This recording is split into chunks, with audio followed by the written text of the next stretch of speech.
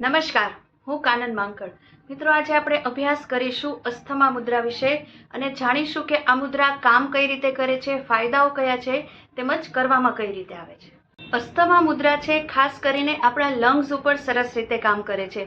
આપણો જે શ્વાસ લેવાનો રસ્તો છે તેને ક્લીન કરે છે અને આપણા લંગ્સની કેપેસિટી વધારે છે. એટલે ઓક્સિજન છે ભરપૂર માત્રામાં આપણને મળે છે અને કાર્બન ડાયોક્સાઇડ ઝેરી તત્વો છે એ બહાર નીકળે છે.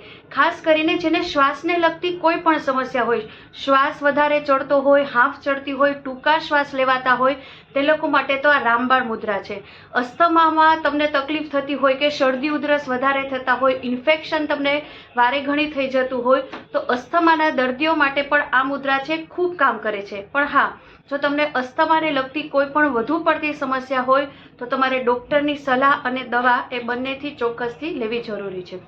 બીજી વાત કરીએ તો આ મુદ્રા શ્વાસ સાથે આપણા મનને, મગજને શાંત કરે છે. જે સ્ટ્રેસ લેવલ છે આપણું ઘટાડે છે અને આપણને કામ કરે છે. કારણ કે હાઇપર એક્ટિવ થઈ જવાથી પણ આપણને બ્લડ સર્ક્યુલેશન છે ફાસ્ટ થઈ જાય છે, તો આપણા બોડીને એકદમ શાંત કરે છે. તો અત્યારે તો ખાસ નવરાત્રિનો પર્વ છે, શરૂ થઈ ગયો છે, તો ખેલૈયાઓ રાસ રમવા જશે, તો ઘણા રાસ રમતા રમતા પણ હાંફ ચડે છે.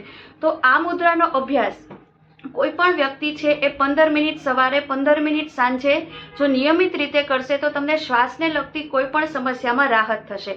તો હવે જાણીએ કે આ મુદ્રા કરવામાં કઈ રીતે આવે છે. જો સિમ્પલ છે એકદમ, કોઈ પણ કમ્ફર્ટેબલ પોઝમાં તમે સૂતા સૂતા પણ કરી શકો. મુદ્રા છે એ ઇન્સ્ટન્ટ રિઝલ્ટ આપે છે.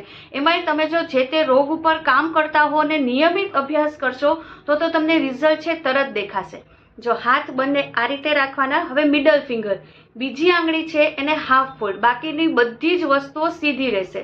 જો આ રીતે અંગૂઠો પણ સીધો અને આ નખ ટચ અને પેલો જે આપણો વેઢો છે એ ટચ અને બીજું સીધું. આપણને એમ થાય કે આ મુદ્રામાં શું ફાયદા થાય, પણ આ મુદ્રામાં એવા બિંદુઓ એક્ટિવ થાય છે, એવા સક્રિય થાય છે જે આપણા લંગ્સને, ચેસ્ટને સીધી ઇફેક્ટ કરે છે.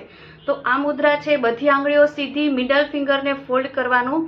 સવારે 15 મિનિટ અને સાંજે 15 મિનિટનો અભ્યાસ તમારા માટે કાફી રહેશે. તો આશા રાખું છું કે અત્યારે શ્વાસને લગતી વધુ પડતી સમસ્યામાં તમને આ મુદ્રા છે એ રાહત આપશે.